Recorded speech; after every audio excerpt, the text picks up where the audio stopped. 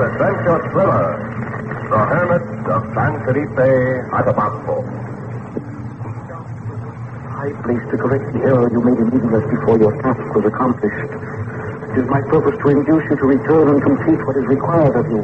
You can talk plainer than that. I believe I am making myself perfectly clear. You, Doc Long, and you, Jack Packard, are required to return to the place you know as the Lost Plateau. I think first you better tell us who requires this of us. That I have no power to do. Well, at least tell us what we're expected to do when we get there. In due time, that will be revealed to you. You mean it's your intention of persuading us to go back to the Lost Plateau without any good reason? Yeah, at least you might tell us how much of the long green there is in it for us. Long green? The stuff that comes out of the United States Mint. Pesos to you boys south of the border. I was talking about money. Money is a plaything for little minds. The toys of adolescent civilization. You don't expect us to make a trip like that for nothing, surely? I was told you would be mercenary. Here. Hey, what's it? Open it. It looks like a leather sack of coins. Jack, look in this bag. Old Spanish gold pieces. All sorts of precious stones. Don't be silly, Doc. This isn't old Spanish gold. This goes way back. It's Inca gold. No, nothing. That gold was coined while yet this North America of yours was still under the waters of the great ocean. Well, these should be in a It museum. is a small payment for what those in the high place require of you.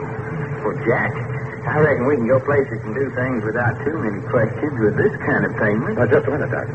Look, there's only one question I want an answer to. If it can be answered. Last time we were up there, your higher intelligence, or whatever you call yourself, sent us over on the border of the land belonging to the ape men. Except for a piece of luck, we'd all have been destroyed. That was because on that occasion you had with you two beautiful women and a man with an evil heart. What's that got to do with it? Other women are not tolerated in the high place. Other women? You mean? I'm not permitted to say more. All right, but what's this business about the man with the evil heart? The father of the girl, he was a great scientist, that is true. But also he was full of the bitterness of death. Death is something which cannot remain in a living heart. Death is not tolerated in the high place. And what you're saying is that we came up there last time with our own companions and therefore couldn't carry out the commission which you claimed the stars had in store for us. Which is true. Therefore, those whom I represent are requiring you to make another journey. And you will be our guide? No. But I will direct you in what you must do. Boy, I don't know whether I want to make another trip behind that big waterfall and up that mile and a half climb up that stairway to the sun again or not. You will be required to do neither. In fact, you would not be able to find your way to the stairway again if you tried. Well, I don't know. We got a pretty good pair of heads for such things. That does not enter into it. The way of the stairway to the sun has been closed up. There is no one on the face of the earth save the high ones themselves who could find the way. Nobody, huh? Does that mean that we're to fly directly from Caracas to the plateau? No, you will not fly to the plateau. Not you, nor any other audacious member of the outside world. But you will fly to Caracas from the city of iniquity. Huh? And you calling Hollywood the city of iniquity? I use that phrase, yes. Now, you're going to get bad with the Chamber of Commerce if you go talking like that. That is beside the point. Here are your passages on the regular airlines to Caracas. You must have a pull with the airline officials. That likewise is beside the point. When you have reached Caracas, you will be met and flown to a certain point some 200 miles up from the mouth of the Orinoco River. Somebody will be watching for us, huh? That is right.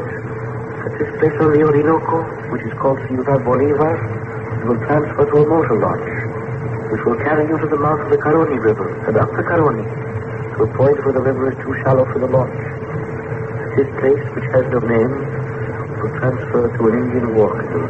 A what? You will transfer to an Indian war canoe, manned by 6 native oarsmen and commanded by a Spanish Indian.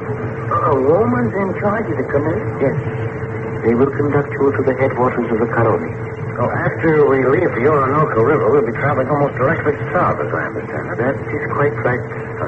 In other words, we're approaching the Lost Plateau from the back, on the opposite side from the stairway to the sun. That is true. What's the object of that? Yeah, and what happens after we reach this here headwaters of the Caroni River? I will answer both questions at once. You're approaching the high place from the east of the south because it is in that vicinity where you will find the Hermit of San Felipe Atabapo. We'll find who?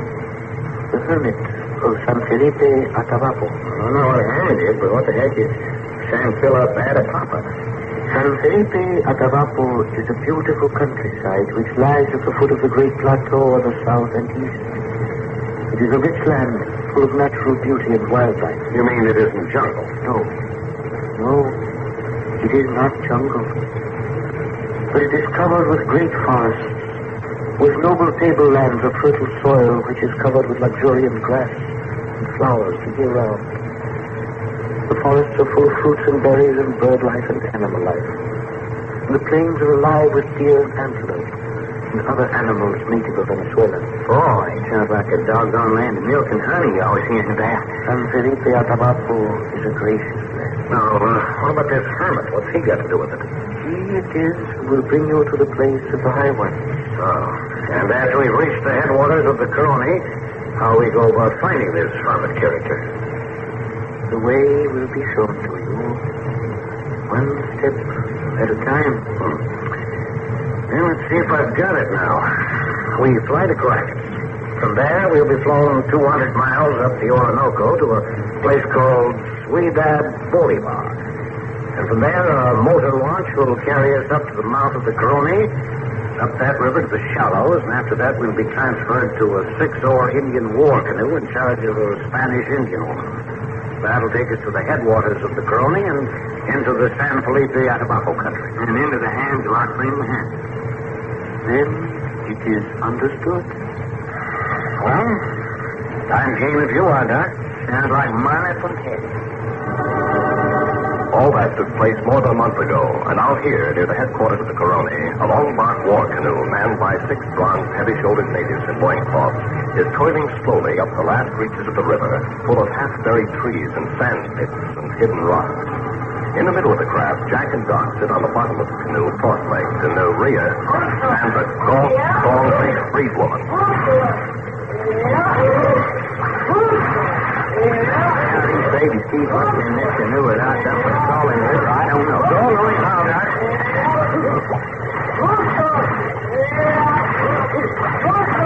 River makes a big turn to the head. Guess I'll figure it out against me. Well, this isn't bad-looking country, you know it? Yeah, but so far it ain't the blamed almighty wonderful as that cemetery give us to believe. Yeah, we're not there yet. Now, here we sweep around the bend on the...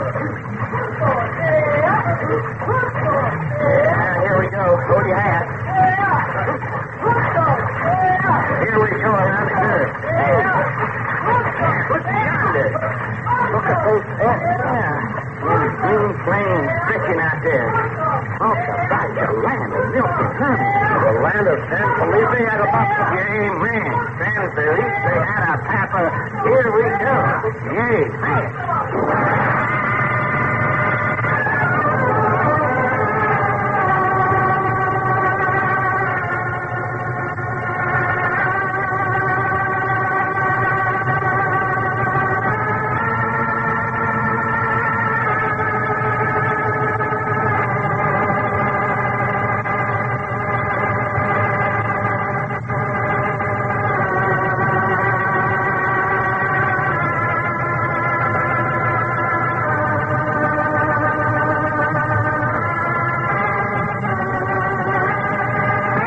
When you hear Jack say, Doc, look over there at the skylight. Yeah, it's a man, all right, Jack. You suppose it's one of the 8 men out to get revenge on us?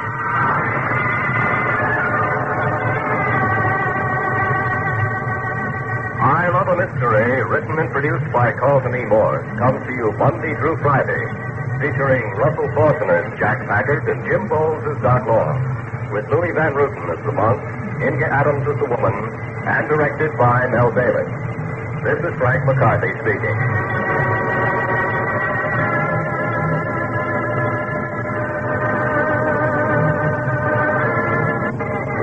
This is the Mutual Broadcasting System.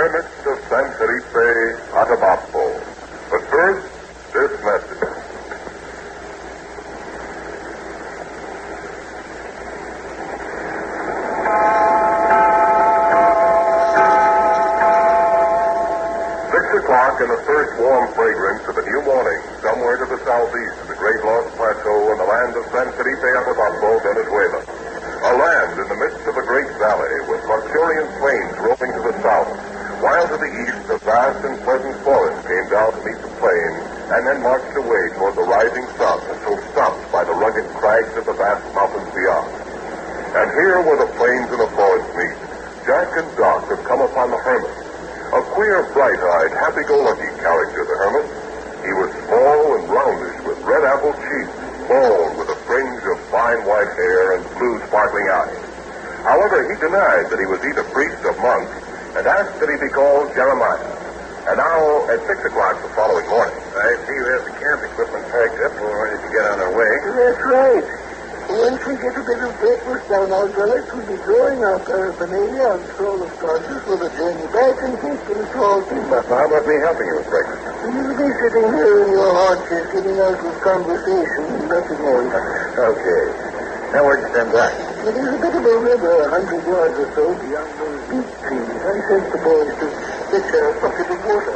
Oh, now about there, he's a fine specimen of manhood. Yeah, that's all right. Not what you call rigorous like that, but a fine pair of steady eyes and the kind of biceps you like to see on a lad. Now, he'll take care of himself under almost any circumstances. Very well, very well. I hope you won't mind my asking something, Jeremiah. I don't know whether I will or whether I won't until you say it. Well, we've come an awfully long way to get to you down here. We traveled several thousand miles by plane, 300 miles in a motorboat, and then spent almost 3 weeks coming up to Caroni in an Indian war canoe. Well, if there's anything wrong here to ride in an Indian canoe, it's all dark. You never ride in myself. I got to walk all out. Yes, but my point is we've finally arrived, and we've been with you since 8 o'clock last night, but we don't know anything more about why we're here or what's expected of us, and, well, when we did before we left Hollywood. That's right. You don't Hollywood, I've heard about that place. In California, if I remember right. You say you're the hermit of San Felipe Atabapo, but we don't even know that for sure. Oh, Joseph, you hear the question Jack is putting to me? He's an impatient one, that Jack Packard. He's impatient and almost as stubborn as a certain jackass like his Pickard, was I sitting there. If he would but be reasonable now, if he would but understand that all knowledge comes to him with teaching, if he would but look and listen and ask no questions. Well, between you and me and your precious jackass there, I don't like sticking my neck into something I don't know anything about. Yes, I repeat that to those who seek and to those who are deserving, all things are revealed. If you talk in terms of mysticism, yet you don't have the look of a mystic to me. Mysticism. He's sort of cautious and mystic. Hi there, Jack. Hi. No, that would be Doc returning belatedly with our bucket of water and just in time to sit down to breakfast tomorrow. Wait. Hey, if I just had myself an experience. Here, here's a bucket of water, Jeremiah. And set it over on this side of the fire. If you want that jackass to get his handy headed to it. I saw the Sergeant. I was over mule there this morning. No kidding, no. Do they have mirages and stuff like that down in this country? Mirages? Yeah, you know that optical illusion stuff you get on the desert? Oh, Doc, don't tell me you had an optical illusion already this morning. I sure did have, or else I'd seen something I don't believe. Well, get it out of your system. What was it? A white girl swimming in the river. What? Oh, love it, Doc. You've been exercising too strenuously on an empty stomach. Are you kidding? No, sir. She is on the other side of the river, and there was a couple of birds sitting on her arm, and when she went into the water, they kind of flew in circles around over her like she was swimming. And when she got out on this side, they come down and lit on her shoulder and arms again. How far away were you? From her? Well, quite a ways. I couldn't really get a good look at her, but everything about it made me think she is pretty. No. Jeremiah, what about this? What's that? Hallucinations. The boy needs his breakfast. Hey, sit down. Both of you sit down while I serve you up some wild hog bacon and homemade flapjack, see? Hallucination, my eye. I've seen what I've seen. Yeah, even if I don't believe, they're not telling us the truth. Truth? What is the truth, eh? imperative. Truth is beyond the limits of man's understanding. Truth is such a dazzling spiritual force. You wouldn't be able to look upon it if you were privileged to do so. And we didn't ask for any esoteric discussion of abstractions either. Esoteric discussion of abstractions. Did you hear that sort of process? As fine a mouthful of words as I've come along in many a day. Esoteric discussion of abstractions.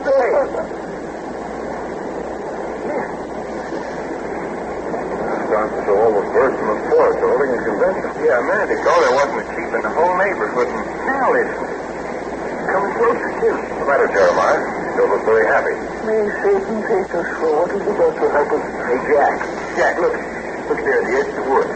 There's the girl I was talking about. Girl? Yeah. Surrounded by birds. Birds are speaking. She's coming this way. She's talking to him.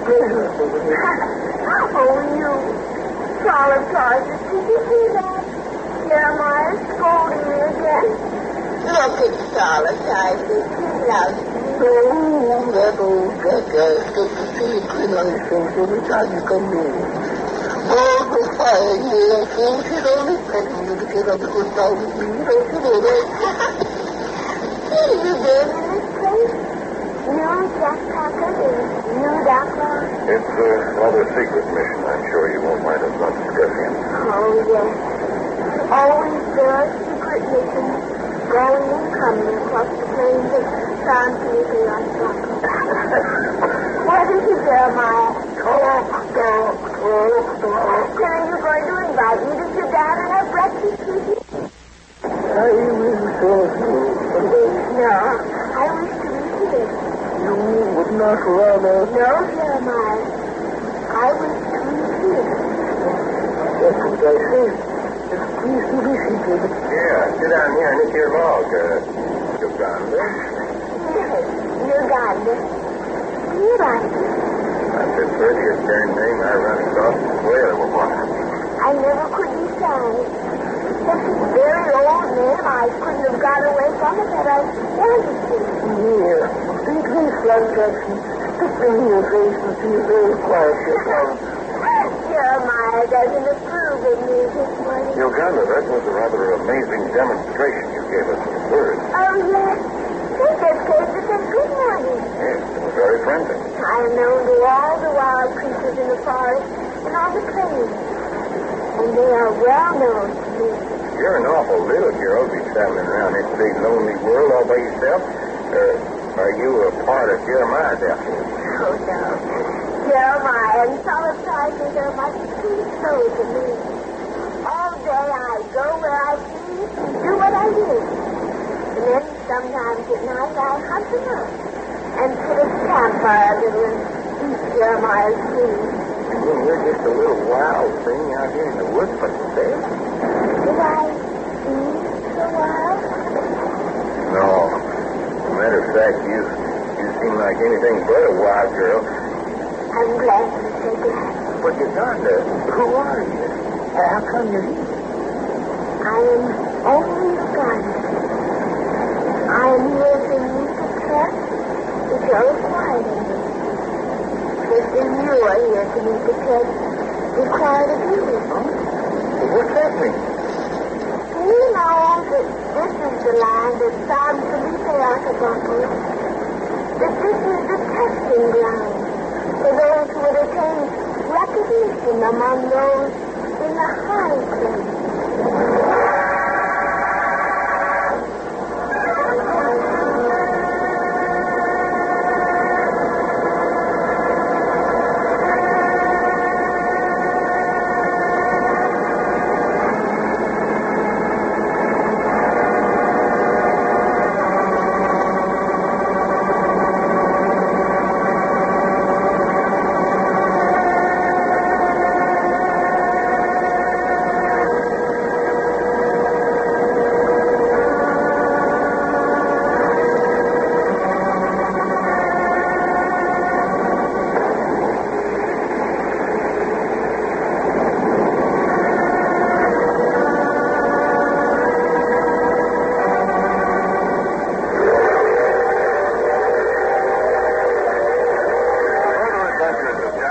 Will come to you tomorrow at the same hour when you hear Jack say, What's the first test we have to perform?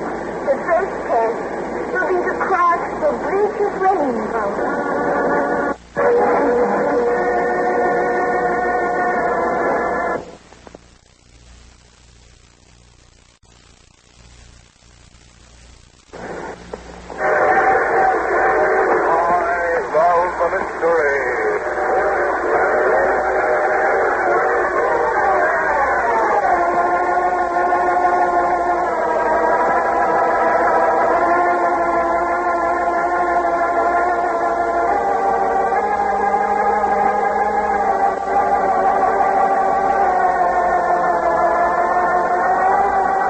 KFJZ 1270, which also brings you mystery and adventure every Sunday afternoon and night, invites you to enjoy tonight's chapter of I Love a Mystery, transcribed every night at 10:15 on KFJZ.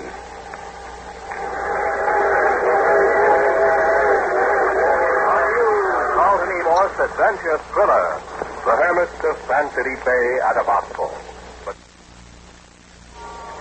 4 o'clock in the warm, luxuriant forest fragrance of the afternoon, somewhere in the southeast of the Great Lost Plateau in the land of San Felipe Atabapo, Venezuela.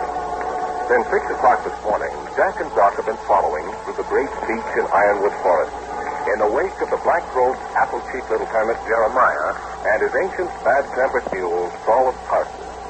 Jack and Doc on their way to perform an appointed duty for the higher intelligence who seem to reside somewhere on the Great Plateau.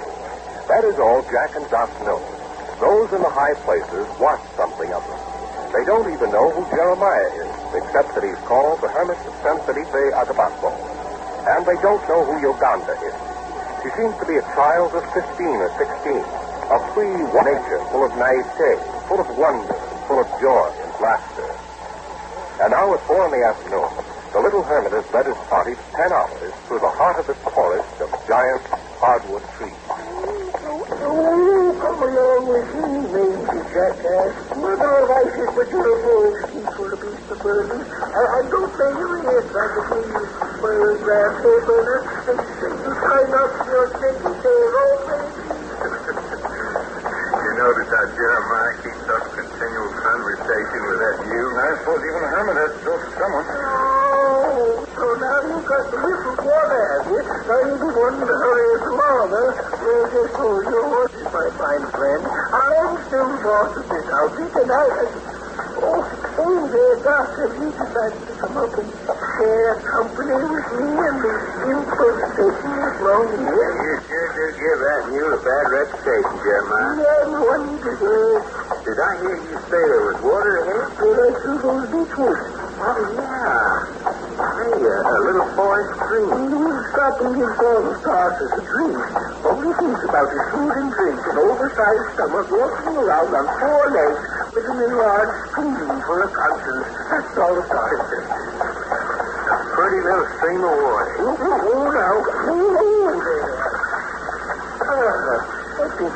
now stick your head in and help yourself. Well, this is shaking pleasant. Yeah, I could do with a drink of that myself. No, I wouldn't. Instead of all right, why not? You think so? Nothing within 100 miles in any direction to contaminate it. Clean water. This isn't malaria, but no lovely stuff drink all of it tonight. Just go upstream there about salt saucers. I wouldn't ask a red-headed Eskimo to drink after it. Then don't make so much noise when you drink either.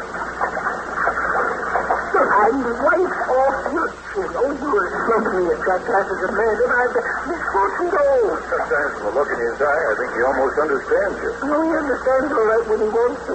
Sure. Hey, you should try that, Jack. That water's ice cold and got some kind of mineral in it. Almost like drinking sparkling water. You know, then we've got to be moving along. What do we do, wait it for us? Well, listen, go a better way. Come along, salt starters. Come along, come along. Well, if you don't hurt Jeremiah and get his feet wet, I reckon it ain't gonna kill her. I don't see any other way. Hey, didn't I tell you it was cold? Well, my feet could do with a little cooling off. I'm glad it ain't far. You up there, up the bank. There we are. And there we are. Oh, my boot's full of water. You keep walking, you soon dry out. You've got to keep moving. What are you rushing us to in such a hurry? Someplace we've got to get to before dark? We'll get to my place before dark if we step right along. Your place? You got place? No, just fire friend. Can't a hermit have a place to live? Yeah, I just never thought about it. Hermits are supposed to live in caves, ain't they? That's right. Nothing like a nice dry cave for keeping a man warm in the cold season, dry in the rainy season, and cool in the hot season. Are you telling us that you actually live in a cave? Well, now, if you're going to hold it against me, Not at all. If you're comfortable in a cave, why not? that's very generous of you. Come on, Saw, you long-eared infidel. Move it some. Hey, listen.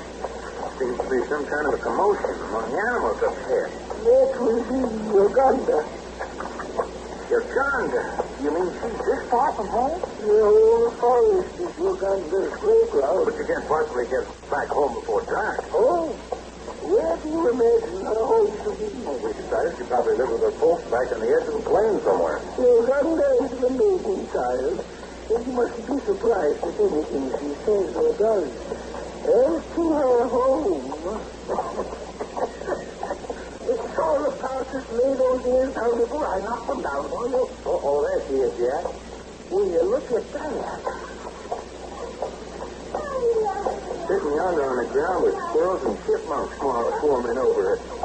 Hey, ain't that a baby skunk she's holding in her arms? Yeah, looks like it. A couple of grown ones on their haunches beside her. Well, pardon me if I don't go any closer. Oh, you're so beautiful. Of course you are. I love you all. You have little holes, have you? Yes, I do. Oh, yeah, there you are. She knows she is an animal herself. Now, imagine her spotting us back here in the shadow. All right. Go home, all of you. Go home, too. Would you look at that? Everything hot sailing through the woods. Hi, Uganda. Where the heck you been keeping yourself all day? Oh, I've been miles into the forest. Did you see that funny little polecat man?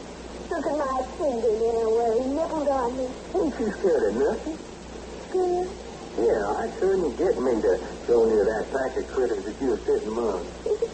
You would not? You're about the bravest little thing I ever come across. Oh, no, it is not crazy. It is the Lord. Lord. Yes.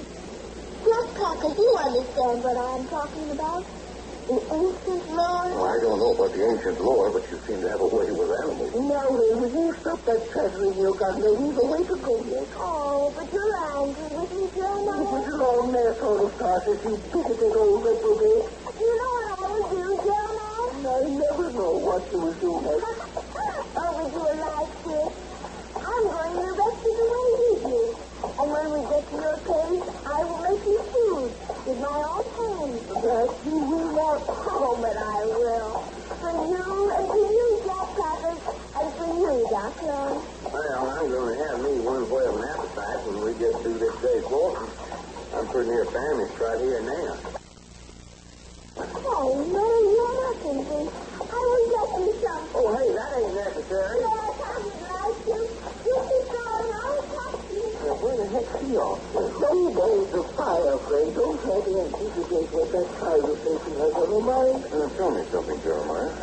Well, you always seem to go into a flat mood when Uganda appears on the scene. You fidget and frown and scold like an old woman. The consequences of that young woman's antics may fall upon my head if it's of any interest to you. It's of great interest to us. What are the consequences of their antics?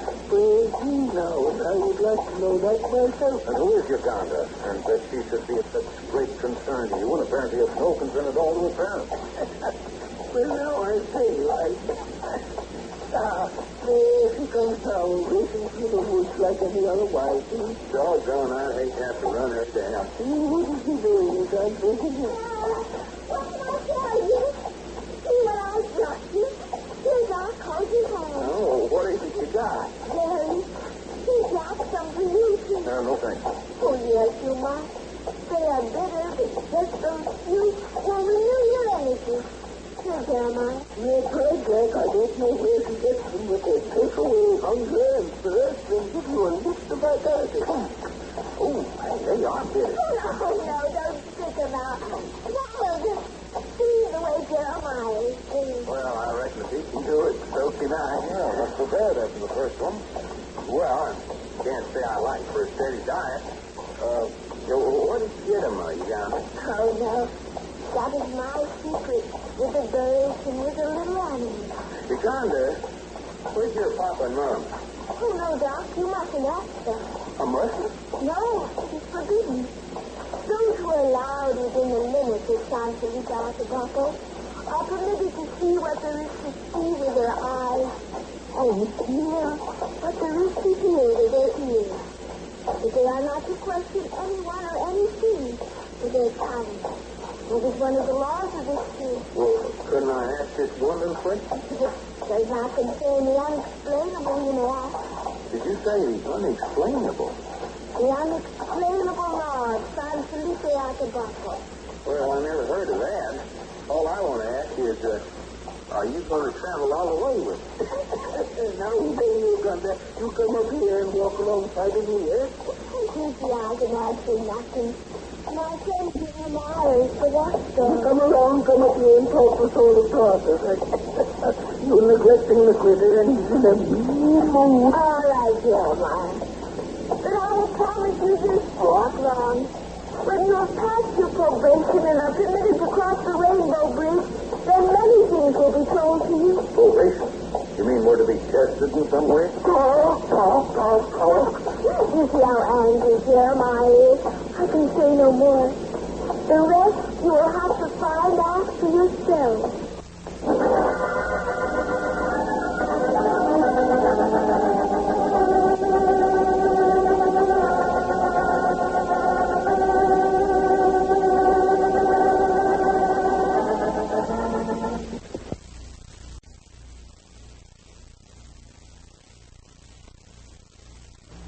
Oh, there you are, Jeremiah. I didn't see nobody around. You think he's been deserted? We were going down the river. No idea. Everything might be primitive, but there's not everything. Okay, to go swimming in the river. We didn't bring no swimming trunks. I never learned to play in my life. Civilization's a long way off. Well, I was just thinking maybe about Uganda being around. Uganda was gone this morning before I had my peepers open. Well, it ain't natural for a young thing like that to be flittering about in the forest all times of day and night. If Papa and Mama thinking about it, let her do it. If I ever had a daughter, I'd be happy if she had half the poise and self-assurance and comprehension that Uganda has. Well, if she's my daughter, she'd stay home nights. I know that. Hey, this is as pretty a swimming river as I've seen in a long time. Get out of the britches. There. Slip off my shoes. And here I go. Oh, man. How is it, Daddy? It's cold and it's so-called nose, but elegant just the same. Come on in. Okay. Here it is. Hey, it's just right off the plate. Yeah, not too bad after the first shot. Hey, Jack, I'll race you to the other side. Yeah, that's all I want. Come on.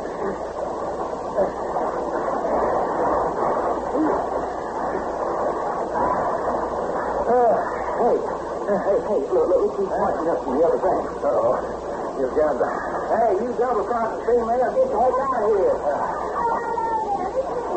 Hey, you go back into the woods and mind your own business. You'll make such a fuss about you so far off. I don't care if she is. Shame on her anyway. Well, you get clean away from the river and you stay away. Come on, let's get back outside. Get some clothes on. Okay.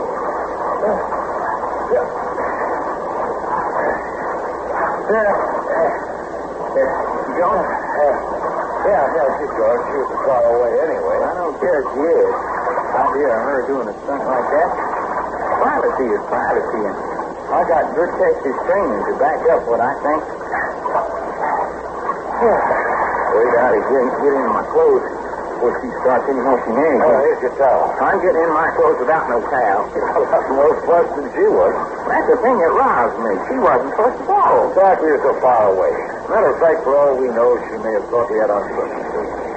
Well, kids can be too smart for their own good. I don't know if I'm going to do myself any good at shaving in cold water and without a mirror. Now, here's a little pocket mirror. I can't do anything about the cold water. Yeah, well, thanks. Cold water, cold hard water won't even make a lather. Just grab shaving soap on my face and get tried anyway. What's on it? Man, that pulls. Hello? Coming up. There she is again. Go away. What do you say that, Doc? You don't want. Yes, come on if you like, Uganda. The doctor's sleepy. Oh, come on. I don't care. Okay, dear. I'm so sorry if I offended you, Doc. Well, nice girls don't come around when they don't belong. Nice? What is nice? Huh? Well, what do you mean, what is nice? There is good and there is evil. Good is of the mind. Evil also is of the mind. Do you mean I am evil? Oh, no, of course I don't mean you're evil. What are you talking about anyhow? Yes. Have I also offended you? No, because I think I feel a little more clearly who and what you are. Well, I wish you'd tell me who and what she is. You don't make no more sense to me than a Chinese outfit. Who are your teachers, Uganda? One cannot be taught. One must learn of one's own volition. How old are you anyway, Uganda? In this life, I am in my 17th year. This? How many lives have you lived anyhow? In the passage of time, I am a very young soul and have many more lives to live till I am perfect enough in spirit to sit in the places of the Most High. Hey, what the heck are you talking about anyway? Oh, Doc, when you get that so horrible frown on your face, you make me want to laugh way down inside you. I am sure you're a much younger soul than I am. Rookie, I ain't no soul at all. I'm a Texas boy of flesh and blood, and all this other life stuff don't do nothing but make me feel silly. Oh, yes, a young soul and a stubborn one. That is what the High One said about me. It said I had many, many more lives to live until I was cleansed of pride and willfulness and impertinence. The high ones? Yes. Are we to see them, these high ones? Oh, no, not for many lives yet. It is a great wonder to me that you are being allowed as close to the great temple as this. And Jeremiah says that you are to be allowed to cross the rainbow bridge, which I do not understand. That's the second time you've mentioned this here rainbow bridge. Well, what the heck is it? Where is it? Oh, hello, Jeremiah. You wasn't breakfast on it? He wasn't there what was keeping you. No, you came back. You know, Jeremiah, you've lived alone with Saul Sausage for so long, you're getting a terrible disposition. Oh, never duck, girl. It's not that jackass that gives me my disposition. It's spreading over you. That you never had before. I've never been two young men in the valley of San Felipe Atabapo before here. Uganda was just telling us that we're a pair of very young souls. But it's true, Jeremiah. Oh, Satan take me if I don't know someone who's going to have to face it. Well, it's not for me to be that punishment. But Jeremiah, I am speaking only of things that are permitted. They're not meant for such as these.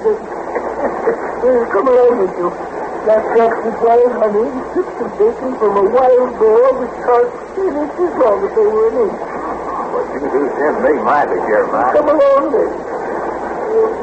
Having a morsel with us, Uganda? Yes, if you are not too angry with me.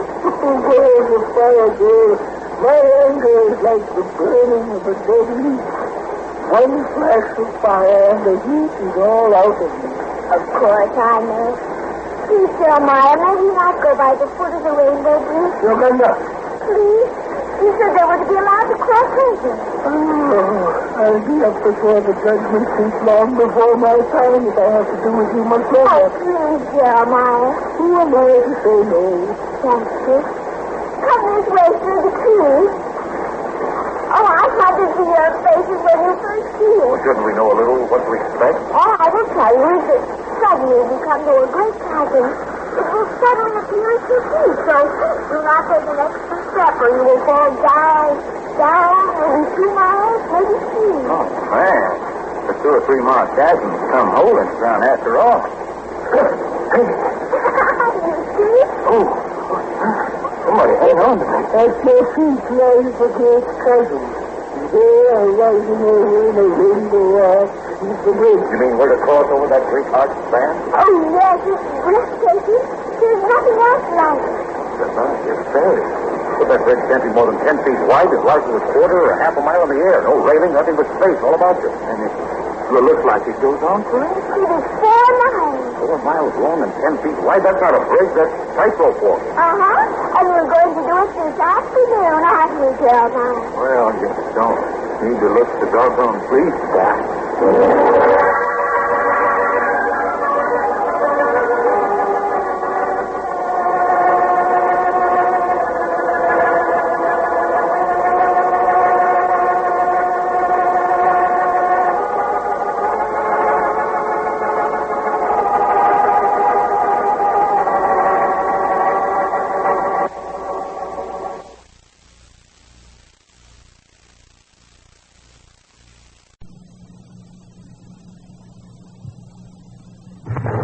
Oh, there you are, Jeremiah. I didn't see nobody around. In case you've been deserted, We were going down try out the river. go right ahead. Everything's might be primitive, but there's lots of it. Okay to go swimming in the river. We didn't bring no swimming, son. I never owned a car in my life. Civilization's a long way off. Well, I was just thinking maybe about Yucatan to be frank. Uganda was gone this morning before I had my peepers open. Well, it ain't natural for a young thing like that to be a flittering about in the forest all times of day and night. If Papa and Mama thinking about it, let her do it. If I ever had a daughter, I'd be happy if she had half the poise and self-assurance and comprehension that Uganda has. Well, if she's my daughter, she'd stay home nights. I know that. Hey, this is as pretty a swimming river as I've seen in a long time. Get out and break it. There, slip off my shoes. And here I go. Oh, man. How is it, Daddy? It's cold and it's so long nose, but elegant just the same. Come on in. Okay. Here it is. Hey, this is right off the glacier. Oh. Yeah, not too bad after the first shot. Hey, Jack, I'll race you to the other side. Yeah, that's all I want. Come on.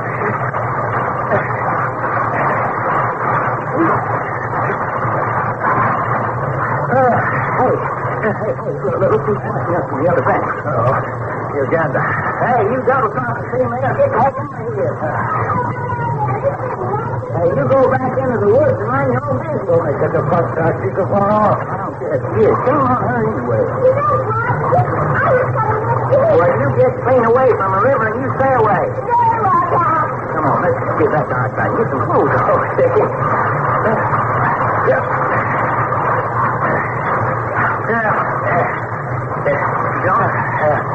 Yeah, she's gone. She was far away anyway. I don't care if she is. Out here on her doing a stunt like that. Privacy is privacy, and I got good Texas training to back up what I think. Wait out of here and get in my clothes before she starts in motion anything. Here's your towel. I'm getting in my clothes without no towel. More fussed than she was. That's the thing that roused me. She wasn't fussed at all. In fact, we were so far away. Matter of fact, for all we know, she may have thought we had on something too. Well, kids can be too smart for their own good. I don't know if I'm going to do myself any good at shaving in cold water and without a mirror. Now, here's a little pocket mirror. I can't do anything about the cold water. Yeah, well, thanks. Cold water, So hard water won't even make a lather. It's rather shaving soap on my face, I guess. Try it anyway. Look on it. Man, that pulls. Hello. Coming up. There she is again. Go away. What do you say that, What? Yes, come on if you like, Uganda. Oh, come on. I don't care. I'll take it. I'm so sorry if I offended you, Doc. Well, nice girls don't come around when they don't belong. Nice? What is nice? Huh? Well, what do you mean, what is nice? There is good and there is evil. Good is of the mind. Evil also is of the mind. You mean I am evil? Oh, no, of course I don't mean you're evil. What are you talking about anyhow? Yes. Have I also offended you? No, because I think I feel a little more clearly who and what you are. Well, I wish you'd tell me who and what she is. She don't make no more sense to me than a time you don't say it. Who are your teachers, Uganda? One cannot be taught. One must learn of one's own volition. How old are you anyway, Uganda? In this life, I am in my 17th year. And this? How many lives have you lived anyhow? In the passage of time, I am a very young soul, and many more lives to live till I am perfect enough in spirit to sit in the places of the Most High. Hey, what the heck are you talking about anyway? Oh, Doc, when you get that so horrible frown on your face, you make me want to laugh way down inside you. I am sure you are a much younger soul than I am. Looky, I ain't no soul at all. I'm a Texas boy of flesh and blood. And all this early life stuff don't do nothing but make me feel silly. Oh, yes, a young soul and a stubborn one. That is what the high one said about me. Just that I had many, many more lives to live until I was cleansed of pride and willfulness and impertinence. The high ones? Are we to see them, these high ones? Oh, no, not for many lives yet. It is a great wonder to me that you are being allowed as close to the great temple as you. And Jeremiah says that you are to be allowed to cross the rainbow bridge, which I do not understand. The second time you've mentioned this here rainbow bridge. Well, what the heck is it? Where is it? Oh, Jeremiah. Good breakfast on it? He wasn't that what was keeping you. No, you came back. You know, Jeremiah, you've lived alone with Charles Sargent for so long, you're getting a terrible disposition. Oh, never that girl. It's not that jackass that gives me my disposition. It's spreading over you. This you never had before. I've never been too young men in the valley of San Felipe Atabapo before you. Uganda was just telling us that they're a very young soul. But it's true, Jeremiah. Oh, Satan take me if I don't know someone who's going to have to face it. Well, it's not permitted me, that punishment. But Jeremiah, I am speaking only of things that are permitted. They're not meant for such as these. Come along with you. Flapjacks with wild honey, strips of bacon from a wild boar with tarts 10 inches long if they were an inch. But you do tempt me mightily, Jeremiah. Come along, then. You have no more to with us, Uganda. Yes, if you are not too angry with me. Oh, boy, the fire, girl. My anger is like the burning of a dead leaf. One flash of fire and the heat is all out of me. Of course, I know. Please, Jeremiah, may we not go by the foot of the rainbow bridge? Uganda. Please? You said they were to be allowed to cross over. Oh, I'll be up before the judgment seat long before my time if I have to do as you must Oh, order. please, Jeremiah. Who am I to say no? Thank you. Come this way through the trees. Oh, how did see your faces when you first see it? Shouldn't we know a little what to expect? Oh, I will tell you if it suddenly becomes a great passion. It will suddenly appear as you see. So do not take an extra step or you will fall down, maybe 2 miles, maybe 3. Oh, man. The 2 or 3 mile chasm will come holding ground after all. How do you see? Oh, somebody hang on to me. At your feet lies the great chasm. There, rising over in a rainbow arc, is the lake. You mean we're to cross over that great arch span? Oh, yes, it's breathtaking. There's nothing else like it. The back is dead. But that bridge can't be more than 10 feet wide. It rises a quarter or half a mile in the air. No railing, nothing but space all about you. And it looks like it goes on for It is 4 miles. 4 miles long and 10 feet wide. That's not a bridge. That's tightrope walking. Uh-huh. And we're going to do it this afternoon, aren't we, Jeremiah? Well, I guess it's don't. Need to look the doggone police back.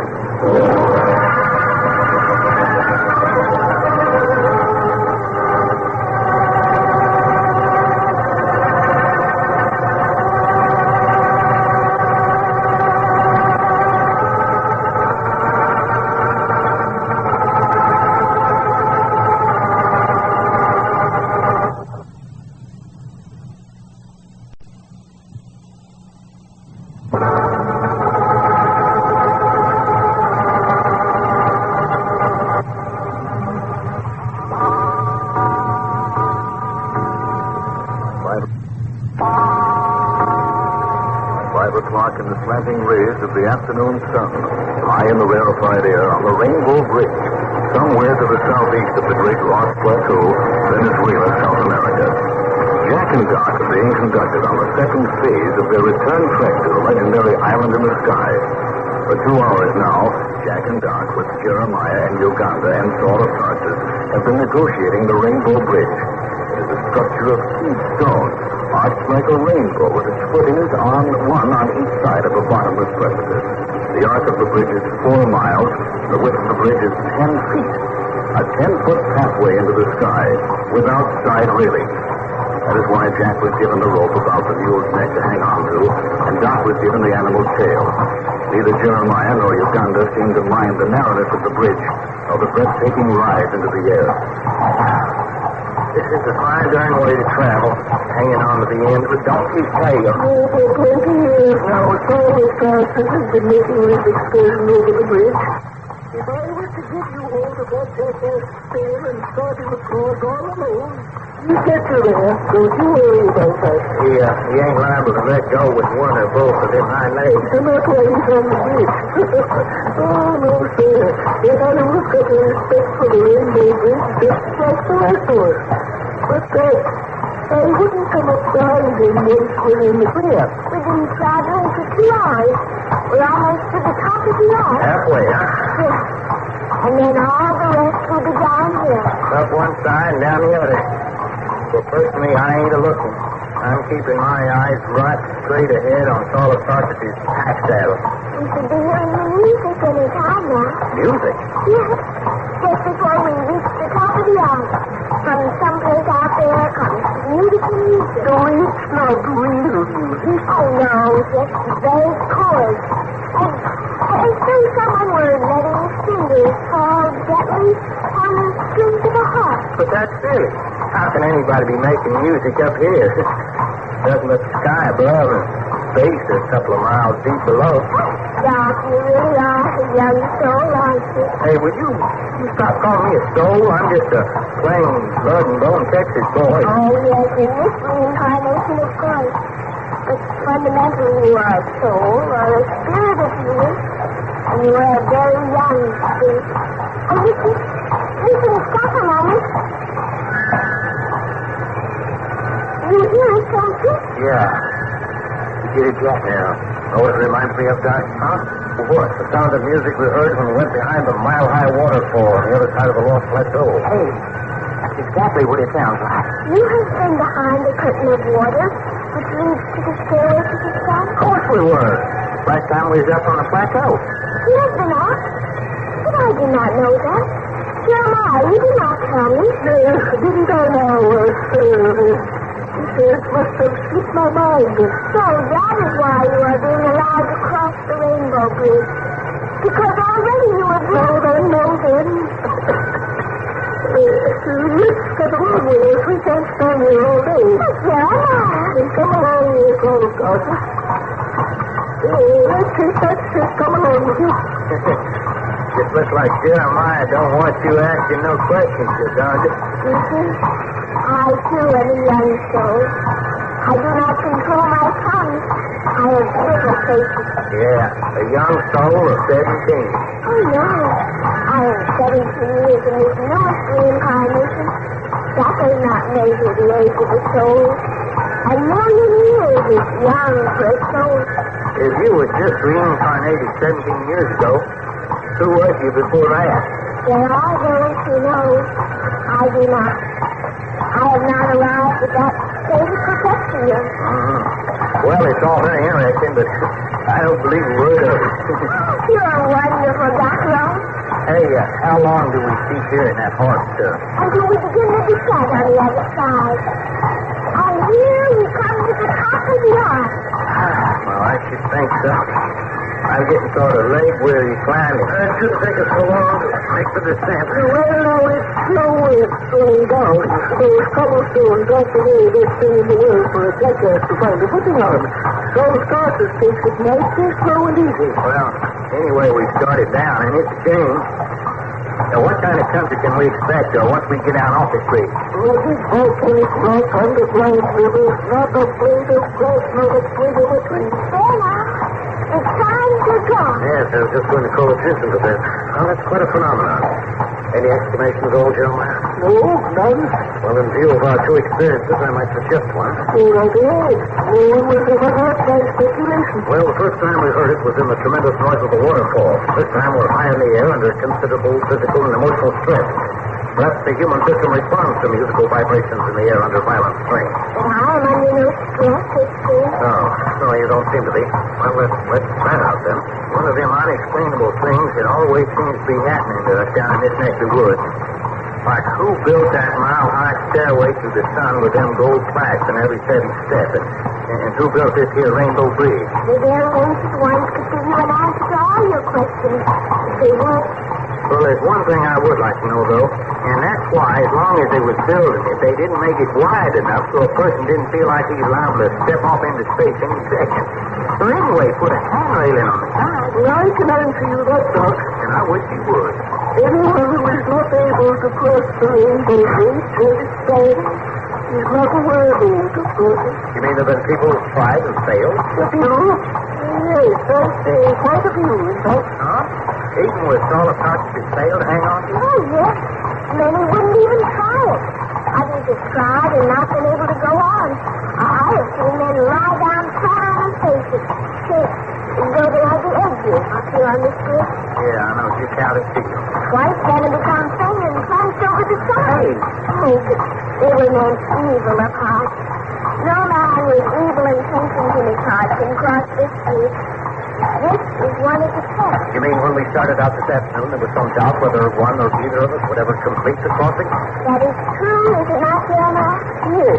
This is one of the several tests which you must meet before you will finally come to the task which you are expected to perform. Well, could you give us a hint of what some of the other tests are to be like?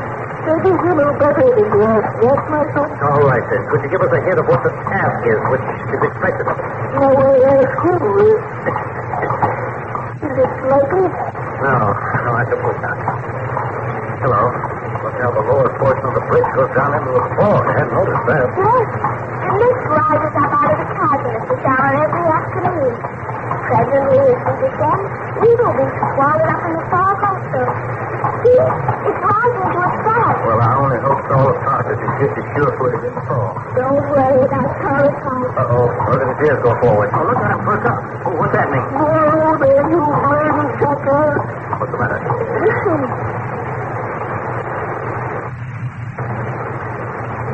Hey, I hear a little thing. Oh, that would be the pack train coming. Coming this way? Oh, yes. A top train of the cutest little guys you ever did see. But there ain't no room for two-way traffic on this here tight rope we're walking. Oh, the path when the pack train comes through, you stand out of their way. All right, you long-eared son of six, stand over now. Come on, over to the edge. Hey, you expect me to get closer to the edge than I am now? Oh, it's all right, Doc. It's all right. You take my hand. Here's the top train coming up out of the fog. Watch it. Watch it. Hey, them fellas who are handling the pack train look like monks. They're wearing robes and got hoods over their heads. Watch it.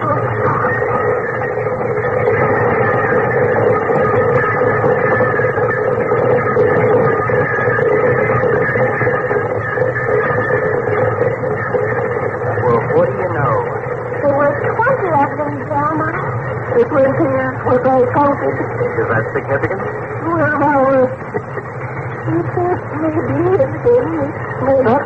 20 of them little long-haired guros, and every one of them carrying a pack big enough to make hip and arms for its way back. Well, what was it they were packing out? That is not for us to question. Oh, it ain't, huh? And them priests, whatever they was, had them darn hoods over their heads, so I didn't see a single thing. Oh, no, Doc, you weren't next to. Well, if this ain't a mysterious part of the world I put in with, all we need now is... What's that? Oh, that is the monastery of the monks of Atabapo. Monastery? We will be given cells to sleep in at the monastery tonight. Cells, huh? That has a familiar ring. And that is where you must stay your next step.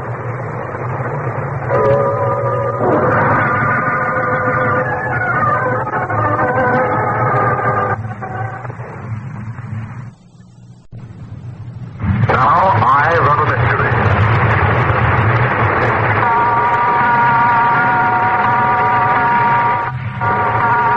7 o'clock in the gathering dusk, approaching the monastery of the San Felipe monks, somewhere to the southeast of the Great Lost Plateau, Venezuela, South America.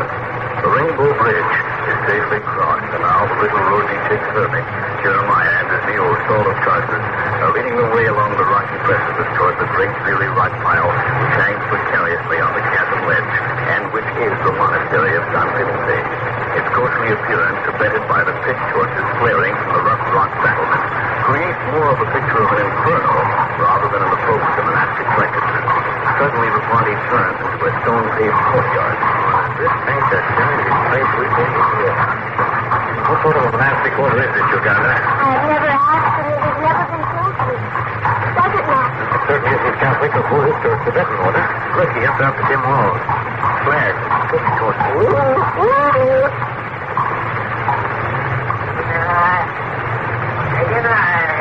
Where's that come from? Very much like those figure up the surface. Shall I answer, Grandma? If it is your wish to do so. Uganda! Wanna recall for us?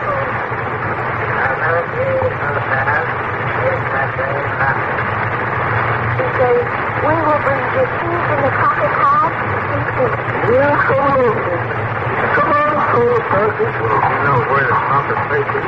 You take our places on this stone bench from the outer gate. Gate? Here, to get in here. I'll get that gate. What? What's that? Yeah, this was on a land of stonemasons at one time. Rainbow Bridge, the monastery, stairway to the sun, all cut from living stone. This is the stone bench you're talking about? Yes, Doc. We're all particular to the proper time. What do you mean, proper time? We don't know. No one knows but those who are alive now. There is a proper time for everything. Only those who understand such matters can tell. You mean we're going to be left to cool our heels outside here in this stone courtyard until somebody gets through and let us in? That's about it. Well, couldn't we raise them up? But you wouldn't do that, Doc? Because that would show a lack of patience. Oh, so I would show a lack of patience. But patience is a virtue. And we're not like to demonstrate before the monks. If you lack virtue with you, Well, if I like virtue, the monks in yonder like hospitality to keep us out here. I don't know which work. oh, here they are now. I was going to set out here on this bench as much as 3 or 4 hours. Oh, why don't we get up? No, Just like where you are. And don't be surprised if anything new happens. those who are coming out of the gate are disturbed. They have no tongue. They do not want to. No tongue. Their tongues were taken from them when they were dedicated to the monastery by their mothers. Body, sir. They have come out to wash our feet. Hey, they wouldn't be all in the monastery. But I can wash my own darn feet when I want to wash. You must submit to it. It is a gesture of hospitality, an indication of their willingness to take us in and speak. Well, okay, but I don't like it. Here comes the man to take us our passage. Well, right now, he got to the jackass like he was your own son. Go on, you didn't love me to say you could clear today. I didn't understand your way of grin. I expected it. You opened your mouth and there was no tongue. Person's mouth sure is an ugly hole in his face, that I know. These are the serfs who have come to welcome us. And wash our feet. Yeah, tell him to lay off the bottom to my feet. You are wonderful, Doctor. Well, can't I even take my own shoes and socks off? No, it must all be done after a certain moment. Yeah, I got it. Nice friendly boy. He keeps looking up at me and grinning. He used to be a servant when we were here. He's trying to tell you that he likes you. What time are you telling? Oh, yes, all of them. And you notice how quiet they come and go. They are playing in complete silence. What is for? It is more than water. It is the sacred water of San Felipe Atabapo. Doc, I think this is the same sort of water we found on the stairway to the sun. Of course it is. Oh, you want me to listen and see that, huh? So you can do a laughing for me, huh? Are you getting your feet washed before you say again? Oh, yes, but I'm all finished. What are these sandals that we're on? You're sure instructions will be here tomorrow morning when you leave them on the stairway. What do you know? It's some kind of fur-lined slippers. Well, why do we have to wear these? Because they have to preserve the silence. Also, it is against the rule that anyone should bring the dust from the outside world into the sanctuary unseen. Well, now we've entered this wash spot. Well, we can go in through the outer gate. Yes, we follow the church. The one who greeted us in the high wall will be waiting at the gate. Yes, here he is. Yes, I certainly do. We are the following. Don't you study our lingo? This is only Sanskrit and one other language. Sanskrit. You can speak Sanskrit, you don't? That is true. You don't speak it, I take it, Hermit. Sanskrit? Oh, I never knew there was such a language. Like Sanskrit. There's no doubt to be monkeying around with new languages. And now we are opening the passageway, which leads to the tiers of cells, where we will stay alone. Here's the cell. What's that remind you of, Jack? Oh, you mean the time we were in that old Spanish prison downtown Margarita? Man, was that a place? Oh, touch your head, Jack. See, this is slow along there. This is going to be nothing more than a runway for rats. It's dry and clean. That's about all I can say for it. And there's plenty of rounds in the hay days of this land.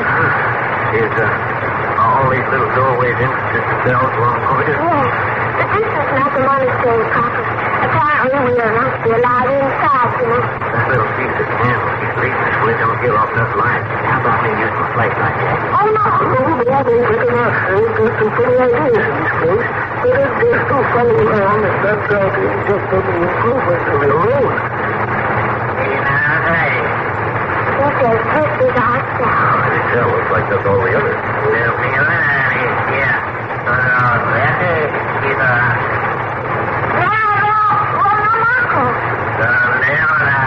Yeah.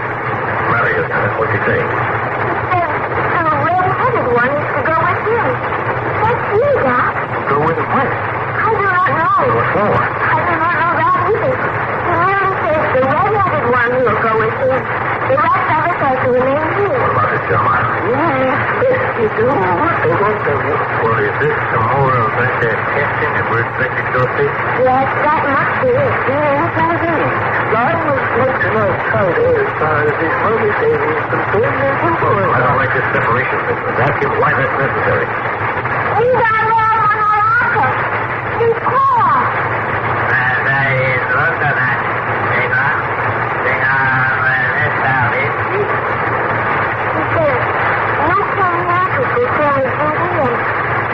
Are you going to refuse to accept that responsibility?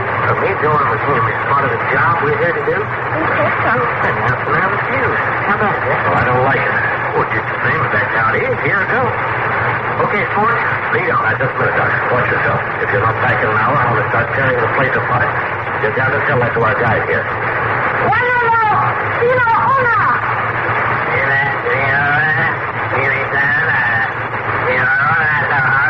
Does he read? He says, you may not be returning from conflict to continue our duty in the morning. But I will be back okay. Yes, he says. Well, that's good enough for me. Let's go. Well, I'll see you folks in the morning and not before. Don't be silly, Doc. Watch your words. Okay, sure. So I guide your dog if you're standing in the dark. Yes, we did make a paper in our family. It's just as I thought. It's very serious when I get it right. We seem to be the only living creatures in this whole passage. Indeed, how? The God is explaining what's looking for this. America paid places for each of us. Seems to me we've got an earthen pot of stew also. Oh, yes. Always food this place in the south. Another incident which parallels our experience coming up the stairway to the top. You were fed in this moment? Yeah, same kind of earthenware pot, same kind of stew, same pallets of hay on the floor, identical blanket. It is not surprising. Built in a high place with rule all the great plateau and all its coasters. So whether you come to it from the east or west, or the north or south, you'll find the same sort of reception. I see. Jeremiah, why did they take Doc away instead of me? Because Doc is the chosen one. Chosen one for what? Yes, Grandma. What does that mean, chosen one? Why would you have my son thrown out by the root school? Oh, no, Grandma. Don't ask me questions which I have no business to answer. Chosen one. I tell you why. He is lived such a slow life. He has such a young soul.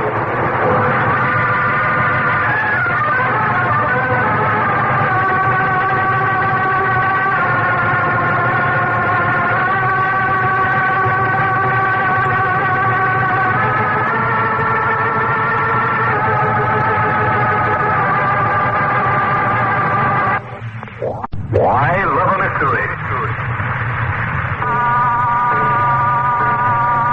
3 o'clock in the morning in the monastery of the monks of San Felipe, somewhere in the southeast of the Great Lost Plateau, Venezuela, South America. The minute the party entered the monastery parlor, Jack and Doc were separated. Doc was to follow a guide who led him into a bare stone cell, fed him, gave him a swatch of straw and a blanket to lie on, and then left Doc to himself. No one came near him, so after a period of restlessness, he lay down and went to sleep. At 3 o'clock in the morning, a cowled, robed figure entered the cell, barely silhouetted in the wavering light of a single candle flame in the hands of his attendant. The figure bent and touched the sleeping Doc gently on the shoulder. Doc came awake and up into sitting position all in one instant. Huh? What is it? Be not disturbed, my son. I am come only to speak with you. It's a heck of a time for talking. Well, what time is it in here? It is 3 o'clock as you tell time. Am I supposed to know who you are? I am one of those who must pass judgment upon you before you will be allowed to go further. You don't pass judgment on me? That is why I am here. For judgment for what? I ain't done nothing. No, you misunderstand. Father, I am to pass judgment on your qualifications or capabilities. Huh? I have found that most people find a great deal of satisfaction in discussing themselves with someone who will listen. Oh, yeah, I like to talk about myself. Who don't? Anyway, the part of myself I don't mind showing. Like, I don't care if you know I'm a pretty darn good private detective. Before that, me and Jack is kind of soldiers of fortune. We done some fighting down here in South America and a couple revolutions. We fought with that Christian Chinese general in China before the big fracas busted out. And then we joined up with General John Cotchet and fought Japs for almost a year while the rest of the world is trying to make up its mind whether to get in or not. That's the kind of stuff you're interested in? No, you misunderstand. Your history is colorful, and at another time I would like to hear more of it. But now I should like to know some personal things about you. Mr. Long, are you married? Married? Me? You have not? Not me. Have you ever been? Never. Have you any attachments where women are concerned at the moment? Oh, hey, now. Do you mind so much answering such questions? Oh, no, except they make me feel kind of silly. About this attachment. Well, I know plenty of girls back up in Hollywood. You are in no way obligated to any of them or emotionally attached? Just good friends. Have you any other attachments or obligations which would prevent you from cutting yourself off from the past, at least temporarily? Cutting myself off from the past? You mean by that, would I be willing to, for instance, stay down here in this neck of the woods for the rest of my life? Is that what you're getting at? Before you accepted this assignment, you were rewarded with a consideration. Oh, I'll say it was a consideration. A leather bag full of the kind of stuff you'd expect to find in Captain Kidd's treasure chest. Exactly. Would you be averse to accumulating a great deal more of such a treasure? Well, now you're talking about something I can understand. Only there's just one thing I want to ask about. Well? Why do you bring me up here and talk to me alone? Why don't you make the proposition in front of Jack, too? Because you alone will be allowed to participate in what I am offering. And it's that. I must have misunderstood you. No, you didn't. If Jack ain't in on this, too, then that's to it. I don't believe you understand what I'm talking about. There's a great treasure of precious metals and stones which, according to legend, were lost when the Spanish came to the Americas. They were not lost. They were taken into protective custody by those who are now interested in you. Hey, the Spanish come over here hundreds of years ago. Yes, that is true. Then how could those who hid the treasure be interested in me? They'd be dead and turned back to Earth by this time. I do not speak of individuals. I speak of a race of people, a way of life, an order of existence so much older than anything your ancient history books ever dreamed of, that there is no comparison. You sound like you're gunned. What did you say? Well, say you sound like that little nature girl you're gunned. What do you know of Uganda? Well, she's been traveling with us like 3 days. We picked her up in that San Felipe Atabapo forest, and she's been with us off and on ever since. Why, do you know her? She came to this place with you? Yeah, she's down in themselves with Jack and Jeremiah. I know. I don't know. Haruka, karibu sa ito. Farugan. Huh? Hey, where's he going? I am sending him to bring the girl Uganda. You seem to be awfully darn interested in her. Who is she in here? This is not a question either to be asked nor answered. You folks sure do like your mysteries, don't you? To return to our discussions, those who are interested in you also are the custodians of the great treasury of gold and jewels. If you are willing to cut yourself off from all ties, all interests which have been yours until now, if you are willing to accept instead that which is in store for you, you will be rewarded with wealth beyond average. What wealth beyond average? You will be a rich man until the end of your days. Nothing will be beyond your want or desire. You know what you're doing, Frank? You're appealing to the Texas boy. You're making my mouth water like a hound dog looking to put a house steak in the eye. In fact, if you was to sprout a couple of horns and bust out with cloven hooves, I'd say hi, you Satan, and wouldn't be the least bit surprised. Perhaps you would like to come with me and see some of this great treasury for yourself? Not me. You will never have another opportunity. It don't make no matter. If you can't cut Jack in on the deal, I ain't interested. Here, hold out your hand. Huh? Hey. Diamonds. Rubies and emeralds and... Hey. What am I supposed to do with these? Keep them with you the rest of the night. Sleep with them and think over what we have to offer. The heck with that. Take them back. Here. You mean that? You're darn tootin' I mean it. You ain't bribing me. Oh, here's one fella in the cuff of my trousers. Take that, too. Don't be hasty. You still want to reconsider. Hey, look, pal, I'm getting awful sick hearing your voice. If you don't want to bet on the snooze, you just keep nagging. Oh, here's old Sanskrit back again. Oh, come on, Ruto. No. Huh? What's he saying? Why didn't he bring Uganda? She sends word that she prefers to stay where she is. Oh, she does, huh? Okay. What happens now? You will be permitted to go forward. You have met your test. Test? What test? If you had accepted my offer, or if you had as much as hesitated 1 instant in refusing it, you would have been turned back. You mean that was all a lot of hokum? That there wasn't any great treasure? Oh, yes. I did not tell you a single untruth. Now you may depart on the next leg of your journey. Even now, the mule Saulus Tarsus is loaded with his burden and stands waiting at the outer gate. And is Jack and Jeremiah and Uganda coming too? They will be at the gate almost as soon as you are. But what you rushing us off in the middle of the night for? Where you're about to go, it doesn't matter. Huh? What kind of talk is that?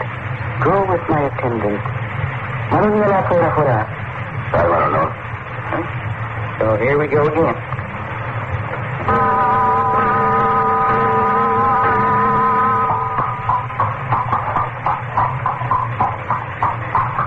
Yeah, that's the whole story. I turned down $1 billion in cold cash, and so now I'm an honorable man, and we can go ahead with our journey. I could just held up a little so I could have got a little more sleep. While he was out getting us on a trail at 4 o'clock in the morning. Yeah, and what a trail. We seem to be climbing straight up a rock precipice. How you coming, Jeremiah? Oh, fine. It won't be much hole this climb, though. Almost over now. Plain dark. Yes, these two places. I never made it in the daylight in my life. You still with us, Uganda? Oh, yes. Now, will you make a dark story? Perhaps you have expected. If Dr. chosen me, Jeremiah says, of course you would be tested. Some pet. But I do not understand why we asked you about your interest in me. Yeah, you're not married. You're a cat. Yes. It was a strange question. Well, we reached some level ground, Christian. What was it he said at the end, Doctor, about where we were going? Well, I said, what was the idea of rushing us off in the middle of the night? And he said, Where you're going, it don't matter. You know what he's talking about, Jeremiah? Yes, I know. He was speaking of the caverns of the West River Volcano. Caverns? Does that mean we're going underground? Yes. In fact, we're just entering. It's too dark to see.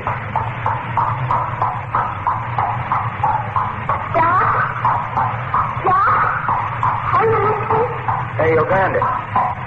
Where the heck are you? Listen to me. Do everything Jeremiah tells you. One misstep will mean danger, perhaps death. Keep close to Jeremiah. Goodbye. Hey, what's he gone to? And what does he mean, danger? If you were to take one short step off the path on your left, you would plunge into a bottomless crater. Hey, This is the beginning of the trail of courage and endurance. The bones of many men lie at the bottom of the chasms in this place of darkness.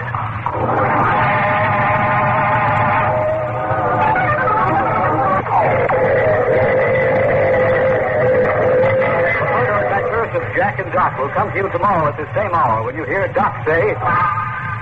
you mean we're actually going to see a volcano?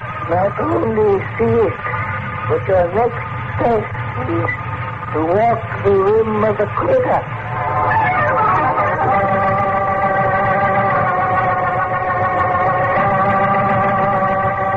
I Love a Mystery, written and produced by Carlton E. Morse, comes to you Monday through Friday. Featuring Russell Fortin as Jack Packard and Jim Bowles as Doc Long, with Sarah Fussell as Uganda, Robert Dryden as Jeremiah the Hermit, and Louis Van Rooten as the monk, and is directed by Mel Bailey. Your announcer has been Ted Melly.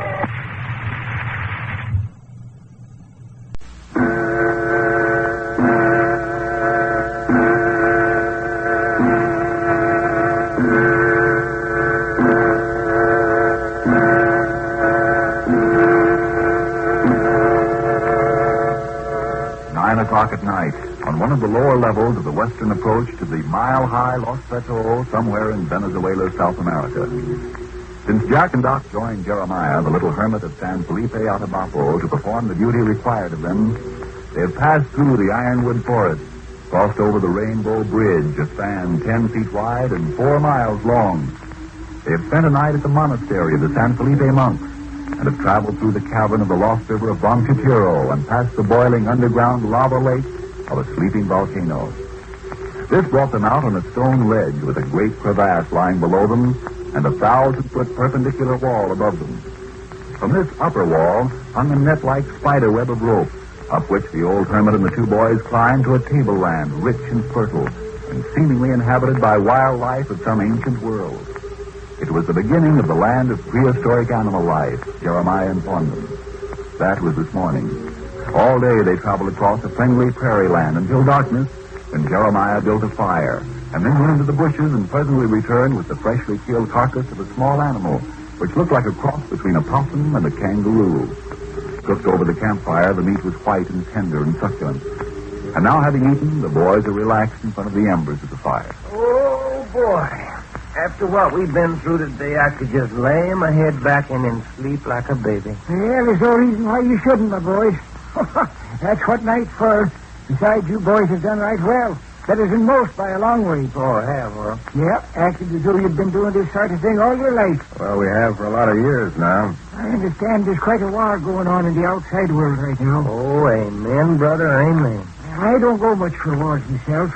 Bit of an Irishman, I admit, but I can't stomach jabbing another man in the middle with a bayonet.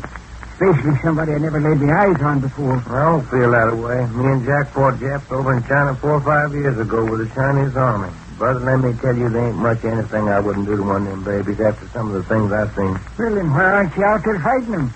Jack will have to answer that. Don't answer if you don't want to, Jack. It isn't a matter of wanting to, just that we've been retained by a special branch of the United States government to do certain jobs for them. They figure we're doing more good where we are. But here you are at the end of the world down in South America. Well, for all you know, that's maybe our latest government assignment. Oh, you don't tell me. Well, now, how about bed? I could do with a night of sleep myself. Say, Jeremiah, tell me something. Well, whenever you start out that way, you make me think maybe I can't answer you. But go ahead, Jack. Go ahead. This 1,000-foot level plateau we're on now, the animals on it are distinctly of some ancient period in history. That's right. Yes, sir. No doubt of it. Yet they're not anything like the animals we saw up on the Great Plateau itself. True. Well, I've been wondering if there's any design to this. I mean, in different places, we seem to find a different period in the history of animal life. And the same thing applies to human life. This afternoon, while we were climbing that spider web up the face of the cliff, we looked across and saw the cliff dwellers. Last time we were up here, we saw the ape man.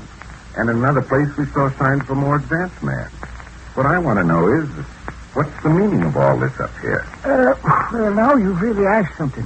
What is the meaning of life? What is the meaning of man?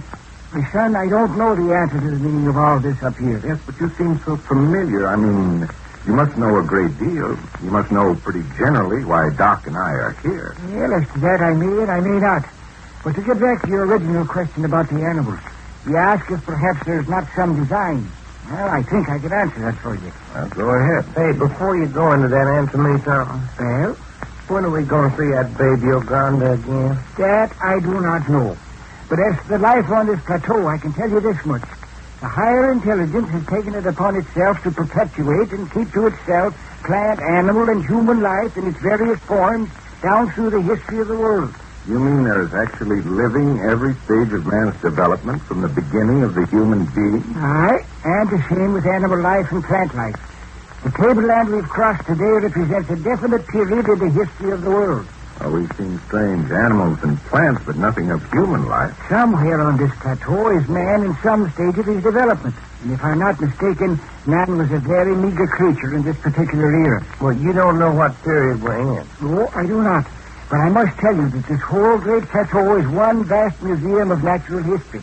It's being kept for a complete record of the world, when all men shall be ready to receive such information. The higher intelligence doesn't think we're ready yet? Well, now, does it seem likely with the world outside spending every bit of its time and effort and wealth and intelligence in finding new and more gruesome ways of destroying each other? Yeah, I get your point. But do you think the world's ever going to be any better than it is now? I can't say as to that. But either it'll grow better or it'll finally destroy us completely. And then what? And when the last two civilized people out there in your precious world have finally clawed each other to death... Which we may do. True. In which case, the higher intelligence will probably restock the world with some of their finer specimens of mankind and start a newer and better breed of human beings. Very interesting. In other words, this lost plateau may be the place from which a new race of mankind will germinate sometime in the future. Aye, as it has done in the past. What's this? Well, how do you suppose the world was repopulated after the great continent of Atlantis sank beneath the ocean? Who do you suppose gave human life a new start after the continent of Mu was obliterated? Who gave man a new start when the great flood mentioned in the Bible swept human life from the earth? You mean each time the high intelligence up here on this lost plateau planted new humans on the earth? The seed of man, like the seed of any cultivated crop, grows weak and puny and sterile in time and must be renewed from somewhere. Jeremiah, guess who are these folks in the high place? I have never seen them. Was that emissary come to see us in Hollywood one of them? Well, I should judge from what you say that he might be some very unimportant wise man on the outer fringe of the high place. No, just sort of an office boy, you might say, huh? You might at that. Hey, Jeremiah, Huh? look out there on the prairie. Hey, there's somebody in a white robe. They're coming this way. Well, praise be, now what? You know who it is? Why, it's that minx of a girl Uganda. Why, sure, it's Uganda. Hi, honey, where the heck you come from and where you been at? Jeremiah!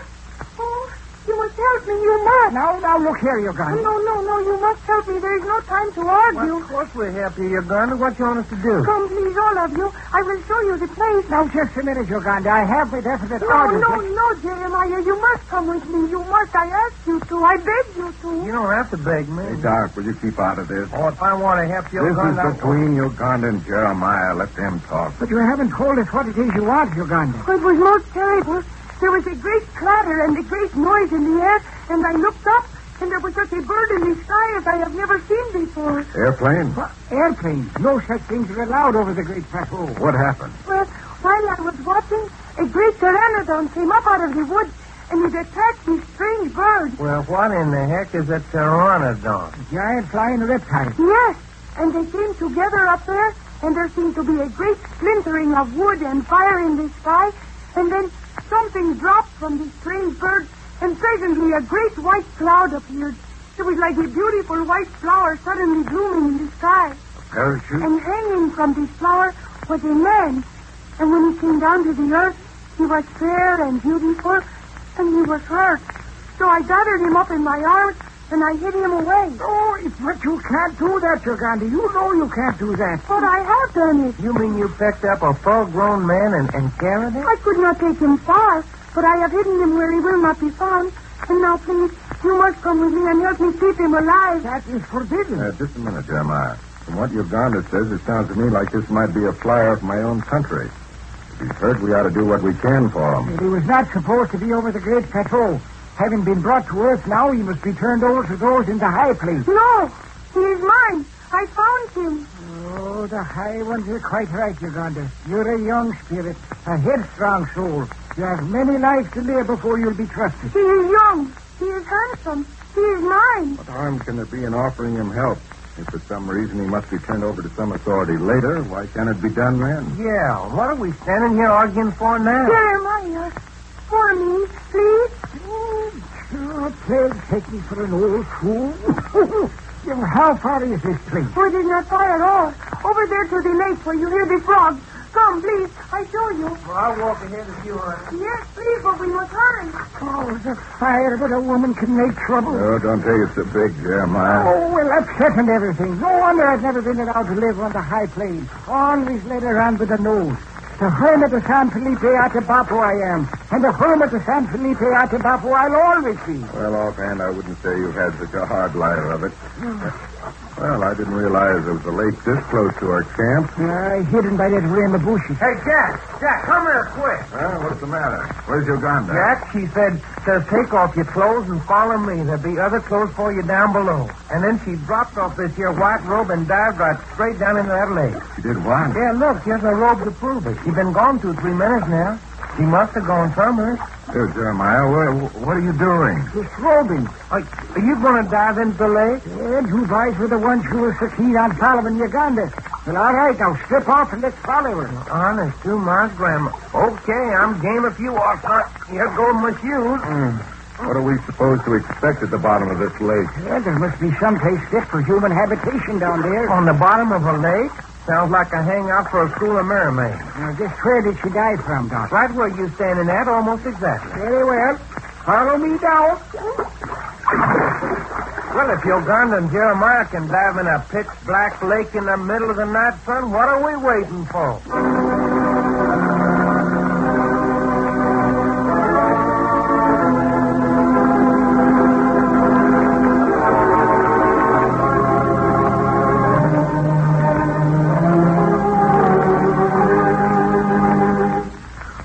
Somebody tell me about this before. Tell you about what, Mary? About Oxidol.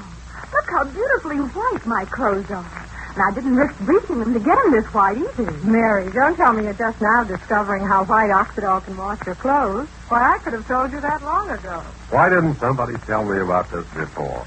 Well, you'll probably ask the same question after you see how Oxidol washes white without bleaching.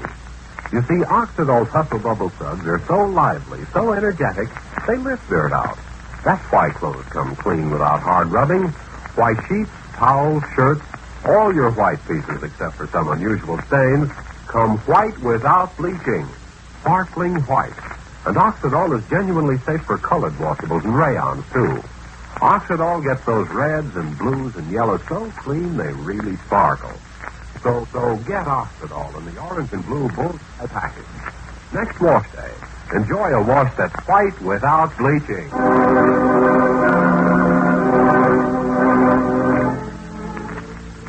Materials that go into soap go into making ammunition.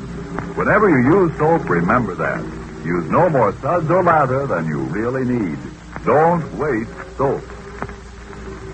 Listen again tomorrow night for the further adventures of Jack Packard and Doc Long in The Hermit of San Felipe Atabapo, presented by Oxidol, the soap that gets clothes white without bleaching. and Ivory Soap, 99 and 44 100% sure.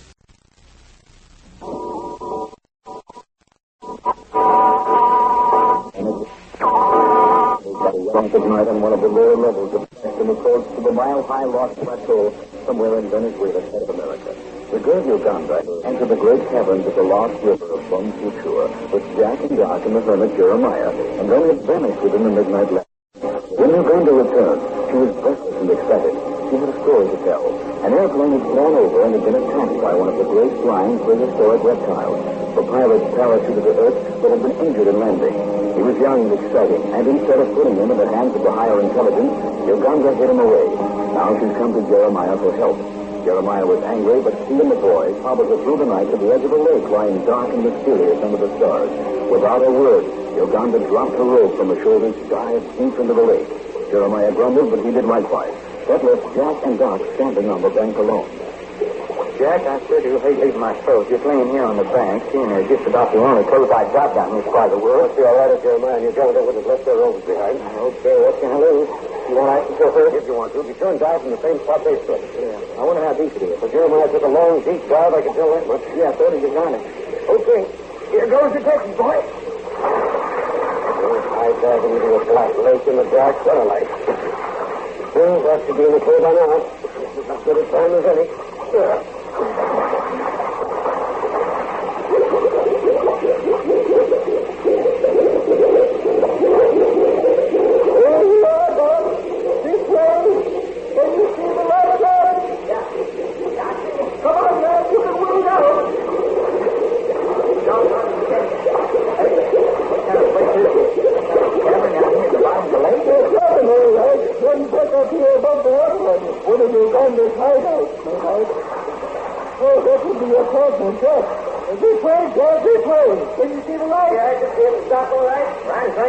Come on, you can wait it from where you are, okay?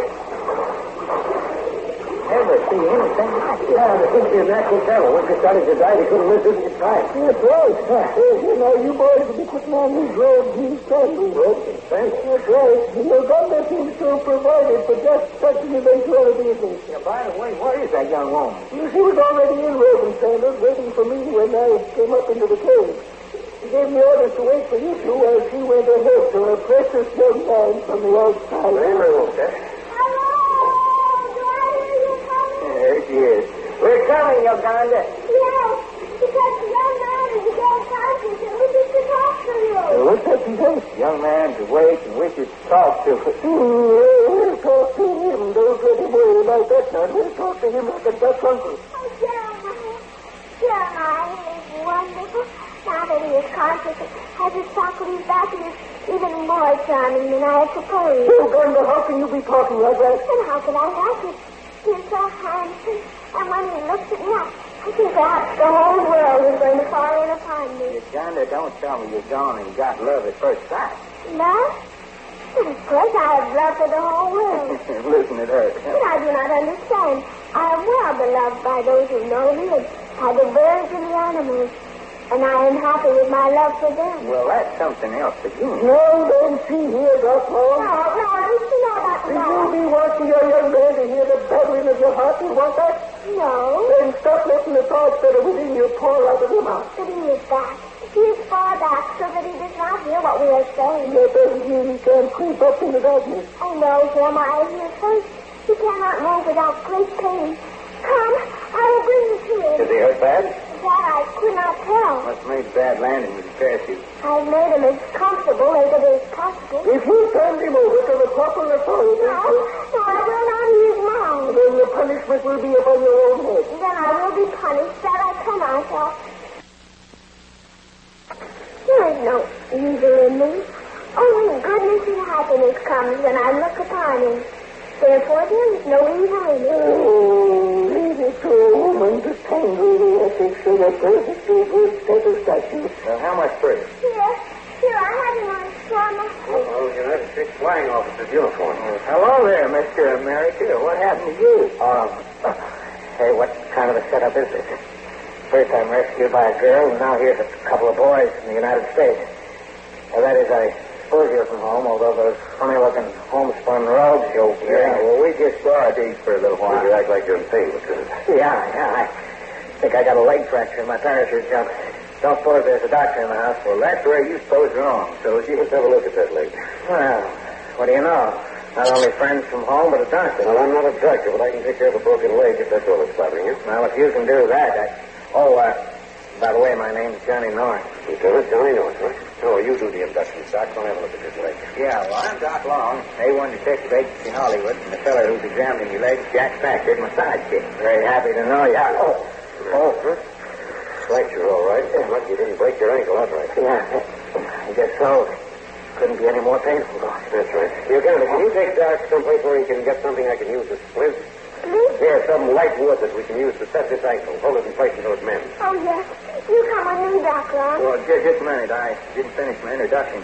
This is Jeremiah, Hermit of San Felipe Atabapo. How do you do, sir? I'm very pleased to meet you. Come on, Doc. We will get the split wood. Which is very kind of you to say, my lad, but as to whether I can return the compliment, I cannot say. Hold still now. Well, I'm very sorry about that if I'm imposing. Imposing? How about that, Jeremiah? Imposing fiddlesticks. A man in need is never an imposition. That's not the point. What I want to know is, what is an officer of the United States Army doing flying over this particular section of the state of Venezuela? Don't answer that if you don't feel like it. Well, I'm assigned to an American flying unit in Venezuela. This morning I got off my course, and the next thing I knew, I was over strange territory. Strange is right. Oh, well, the fire friend, if you can't tell what direction you're going, what's the purpose of flying around in those airplane contraptions? Will you answer me that? Watch it now. This may hurt. Well, most of the time we know where we're going. Oh. Hey, what are you doing? You pack it there. Yeah, I've got the bone back where I want it. Yeah. Oh, yes. Laying here took off the top of my head. Why don't you saw the leg off and be done with it? The worst is over now. Taking advantage of a man when he's making light conversation. Now, it's over now. Think about something else. Yeah, fat chance. Hey, by the way, who's that cute girl with you? What did you call her? Uganda? That's right. We'll be leaving her out of the conversation, if you please. Fluffy is an old hen, aren't you, Jeremiah? You never mind about that. Just tell that young fellow to keep off the subject of Uganda if he knows what's best for him. He didn't mean anything. Well, that's true. I was just interested. I meant nothing offensive. I've got no doubt you're telling the truth. Nevertheless, we'll let the matter stand as it is. Do Doc and Uganda have to go far for wood, Jeremiah? Yes, to that I wouldn't know. It's being a part of the world I've never been in before. But it shouldn't be long, I would say. Hey, Uganda, we're out on the edge of the lake again. Yes, but on the opposite side of the lake. The great cavern, which starts where we dived in on the other side, runs under the floor of the lake. And now here we are on the opposite side. Yeah. I wonder if we could get some of them big reeds out down at the water's edge. By wading, we can get them. Well, then let's wade. Leave my sandals on the dry land. Yes, that is good. Now then. Boy, it sure is a sky full of stars and a big moon beside. See out here almost like early daylight. Yes, it is so beautiful. First time I've been on a midnight swimming party since I was knee-high to a diaper. Okay, now, this ought to do it. Yeah, these are swell. Wonder if I can break a couple of them off. Cut fiber. Use my cut knife back in the sand spot on the other side of the lake. There. Oh, you are a strong man in the hands, Doc Long. You think so, huh? Now, this is all we need. This one reed's long enough to make 3 or 4 splints out of it. Well, come on, let's way back. Doc Long? Yeah? This thing which you started to tell me about love. Yeah? Please tell me more. Now, listen, honey, I reckon I've had too much already. Why do you think that? Well, the way Jeremiah lit into me, you didn't like the bit. Oh, Jeremiah is only Jeremiah. There, that was a nice wave. Yeah, now, where'd I leave my sandals? Yeah. Yeah. This love at first sight which you talked about. Honey, when you get old enough and mature enough for such things, you ain't going to have to be told. Wasn't you the one that's giving Jack and me the song and dance about nobody being able to teach anybody anything? Oh, yes. One must learn of his own permission. Well, that's how it is about girl and boy love. Nobody can tell you about it. You open your heart and he opens his heart, and first thing you know, you're both up to your armpits and Cupid's arrows, and here comes the bride. You are wonderful, Doc Long. No kidding. Yes, I do not know half what you talk about, but just because you are wonderful, I think.